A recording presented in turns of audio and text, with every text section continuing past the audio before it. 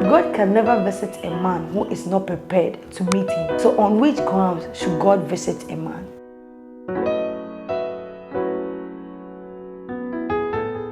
Today, we are going to speak about when God visits you. I mean you. When God visits you. By Pastor Chris Oyakhilome. Pastor Chris is a global preacher and the founder of the Believers Love World International, shortly called the Christ Embassy. His rhapsody have been a blessing, which is written over 50 plus languages and is still being a blessing to people.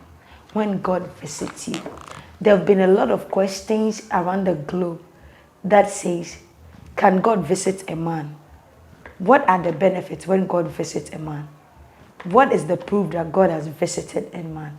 And this is the answers to the world's question. When God visits a man. You see, God can never visit a man who is not prepared to meet him. So on which grounds should God visit a man?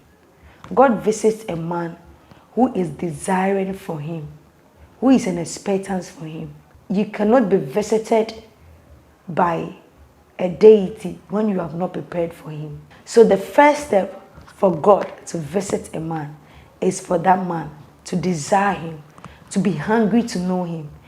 Paul said that I may know him and the power of his resurrection. One, we have to know him.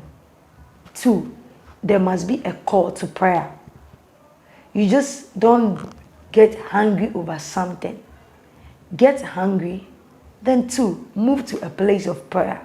Speak to him where you can find him. Speak to him through prayer. Three, move that deep into his word. Because the Bible said his words are spirit and they are life. So move to his word. Then four, that is one amazing thing. When God visits you, he brings change, a dramatical change that is spiritual and physical. There is something that is showing to the world that God has visited you.